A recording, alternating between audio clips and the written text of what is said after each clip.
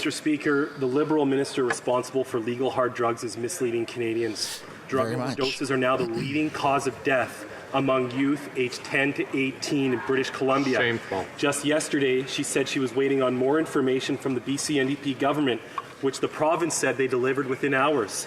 How much more information does she need to end their radical and extremist policy, which is putting the children of British Columbia at risk? Here. The Honourable Deputy Prime Minister and Minister of Finance. Mr. Speaker, unlike the Conservatives, I have been in touch with the province of BC. BC requested the pilot project, and I was in touch this week with the Premier of BC. He and his government have serious concerns about the pilot project. We share those concerns, and we are working together with BC to address them. But I do want to say, making political hay out of the pain of suffering Canadian families is simply irresponsible. Dude, you are expediting that pain. Fraser Canyon. Mr. Speaker, this government is supposed to be in the business of protecting children, not killing them with exposure and access to hard drugs. Yeah, no doubt. The RCMP has confirmed that legal hard drugs are being sold on the black market. In Abbotsford, the Soccer Association has to regularly sweep the needles for pitch. The Legion and many businesses in Mission have to deal with crack smoke every day. When will this government do the right thing and cancel their ideologically extreme experiment to legalize hard drugs and start protecting BC's children? Here, here. The Honourable Deputy Prime Minister and Minister of Finance. Mr. Speaker, as a mother of 3, including teenagers, I care so much about Canada and Canadians, and I agree, opioid addiction is a tragedy. It is a public health tragedy, and it is a public safety tragedy. But let me tell you what is putting the public safety of all Canadians at risk. Consorting with white supremacists and misogynists. That is a public safety risk. The Conservatives have an opportunity today to disavow that. They should do it. What is she going on about? Thornhill. The Liberal government's dangerous drug policy in BC allows people to smoke crack on a public bus, to shoot up next to a park with people with children playing there, to blow smoke from meth in the face of a nurse in a hospital. Now we learn what the Liberals want to do to Toronto, what they've done to BC. The Leader of the Opposition sent the Prime Minister a letter asking him to reject Toronto's request. Are the nurses in Toronto getting people who smoke meth in hospital rooms, or will they finally reject the request? The Honourable Minister for Mental Health and Addictions. Mr. Speaker, on this side of the House, we are completely committed to working with communities across this country in facing the opioid crisis and the tragedies that are happening to so many families. Every request is reviewed on a case-by-case basis. The member should know this. Toronto Public Health has not submitted a proposal that adequately addresses the dual objectives of public health and public safety, which have guided us throughout addressing the opioid crisis. Every level of government, including the province, must be engaged in this process, and we continue to work together. The Honourable Member from Thornhill. Speaker, their plan is killing 22 Canadians every day, and opioid deaths have doubled in this country in just 2 years. I can't believe that the Minister from Toronto wants to expand this lawlessness into her own city. Otherwise, she would just say no. I'll give her an opportunity to just say that. One more opportunity to stop this extremist experiment on the streets of Toronto. Yes or no? Will you reject it? There you go. Right to the point, man. Right to the point. Minister of Finance. Mr. Speaker, I'm a minister, I'm a Toronto MP, I'm a Toronto mother. I know, as in Toronto everyone specifically, in this House should, that the opioid crisis is a tragedy, and there are no families in Canada that are untouched by it. The BC pilot project was requested by BC. BC has serious concerns. We share those concerns. We are addressing it. There is no other pilot project anywhere in Canada, and the BC experience should and will be instructive. What a weird way to say we messed up.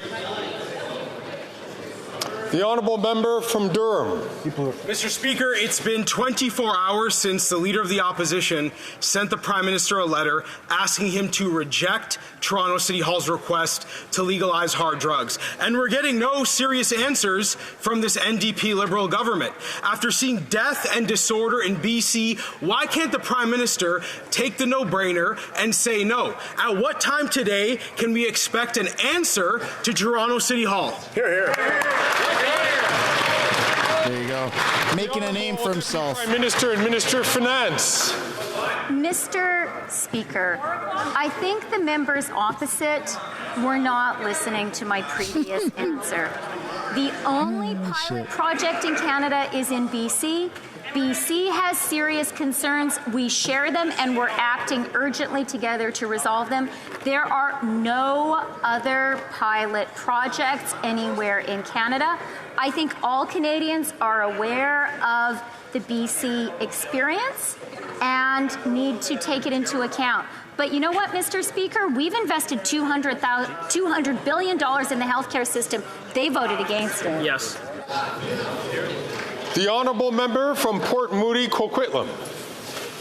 People in Port Moody, Coquitlam are struggling to keep up with the skyrocketing rents and grocery prices. Meanwhile, the Conservative leader is schmoozing with Canada's wealthiest at a $3,500 a year wine club. This is the guy who said he'd cut dental care and pharmacare in favour of keeping billion-dollar corporate handouts.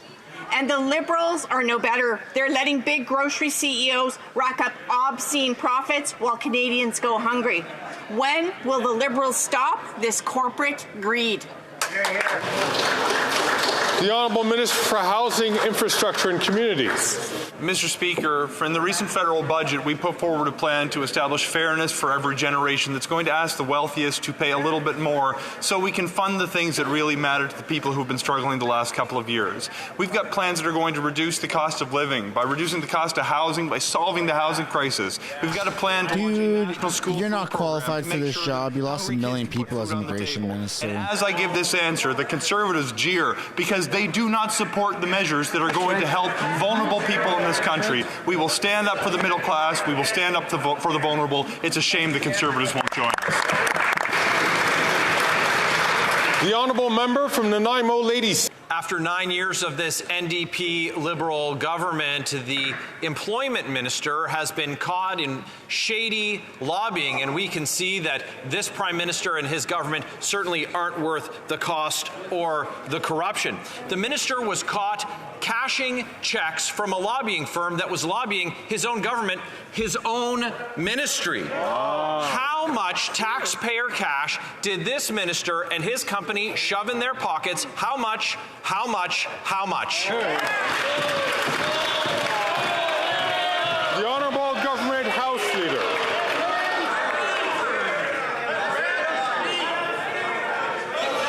Order. We want third place Randy. Order.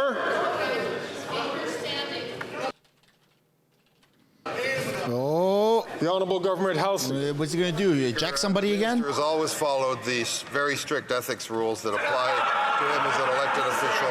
Canada has one of the strictest ethics regimes in the world for elected officials, and that is exactly what Canadians expect. The minister has always conducted himself in an ethical manner that follows the spirit and letter of those rules. That's right. Good answer. The honourable member from Leeds Grenville, Thousand Islands and Rideau Lakes. Well, after 9 years of this NDP Liberal government, we know that the fish rots from the head down, and this Prime Minister twice found guilty of breaking ethics laws, along with multiple members of his front bench and his back bench. We know that the minister tried to hide that he was getting money from his company that was lobbying his own government, even his own ministry, but he got caught. Global News reported it, and now we're asking him about it. So instead of having the government House Leader protect him from his own accountability, his own actions, will he stand up today and tell us how much money he took?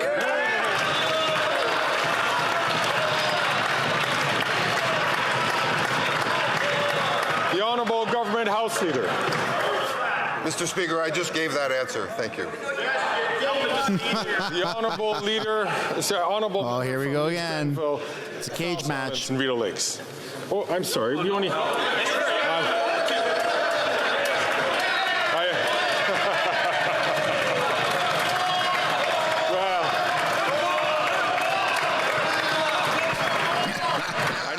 So popular on this side. The honourable member from Dorval. The honourable member for Dorval. Speaker, the sole Liberal minister from Alberta is at the centre of 2 corruption scandals. It has been reported that the minister is tied to a lobbyist who received a staggering $110 million in federal contracts, and the minister is the director of the company that received a further $8 million of government contracts and is engulfed in allegations of fraud and wire fraud. So how much money did this minister and his companies receive from these shady contracts? The Honourable Government House Leader. Mr. Speaker, as I said earlier in response to our other honourable friend, the minister has always followed the strict ethics rules that apply to him as an elected official. Canada has one of the strictest ethics regimes in the world for elected officials, and that is exactly what Canadians expect. The minister has always conducted himself in an ethical manner that follows the spirit and letter of those rules. That's right. The honourable member from St. Albert, Edmonton. Mr. Speaker, the minister has been on the take with taxpayers' money. The minister retains a 50% stake in a company that is engulfed in allegations of fraud, and the minister continues to receive payments from the lobbying firm that received $110 million in federal contracts. So will the minister finally have the guts to stand in his place and tell Canadians how much he pocketed off taxpayers? We deserve the truth. I will come back to this matter later, but I do warn members, please, to be very careful about what they say about other honourable members. The Honourable Government House Leader. Mr. Speaker, in this House, all members are entitled to be treated by other members with a presumption of being honourable. That is not what this member has just done. I would invite him to carefully consider the words that he just employed while doing a speech into a television camera, one that he would never do were we outside this chamber. And I would invite that member to be very, very careful with his words in the future. The honourable member from Brantford, Brant. After 9 years of this NDP Liberal government, yet another Liberal minister is embroiled in an ethics scandal. This employment minister continued to serve as a director of a company that secured over $8 million in government contracts, and his former lobbying firm got direct access to the Prime Minister's office and the Finance Minister's office, everyone who has their hands on the purse strings. This Prime Minister is not worth the cost or the corruption. Wow. Simple question. How much did this minister or his companies receive since he's been in cabinet? Oh, here, here. Brock is never messing around, man.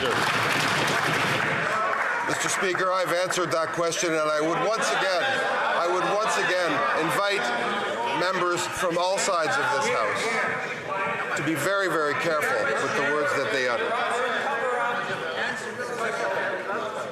The honourable member from West Vancouver. That's his answer, eh? Just be careful what you say. Mr. Speaker, Budget 2024 proposes funding for Canada's first ever action plan on combating hate, which will support community outreach, law enforcement reform, tackle the rise in hate crimes, enhance community security, counter radicalization, and increase support for victims. This plan was drafted way before Canadians realized that the leader of the official opposition was cozying up with white nationalists. Can the minister please tell this House what impacts far-right extremism has on our community? The Honourable Minister for Diversity. Mr. Speaker, combating hate is a responsibility of everyone in this House. Anything otherwise is shameful and frankly appalling. When the leader of the opposition decided to cozy up to far-right extremist supporters, it is unbecoming of any elected... Which far-right extremist supporters, though? That's what you're doing. You're When the honourable member from St. Albert, Edmonton, was asking his question, it was recommended by the chair was quite happy to make sure that the honourable member had a free time to be able to ask his question. I'd ask the honourable member, please, to hold back his comments while the minister is answering. The honourable Minister for Diversity from the top, please. Mr. Speaker, when the Leader of the Opposition decided to cozy up to far-right extremist supporters, it is unbecoming of any elected The Speaker just wanted her to say it twice. a major Canadian political party. Canadians expect their leaders to stand up for Canadian values. That's why, Mr. Speaker, we're investing $270 million in the budget for Canada's first ever action plan on combating hate. Mr. Speaker, that's leadership.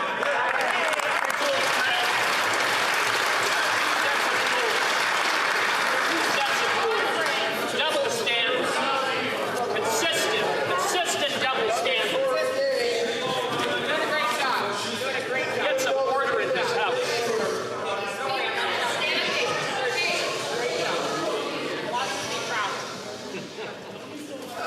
The honourable member from Skeena-Bulkley Valley.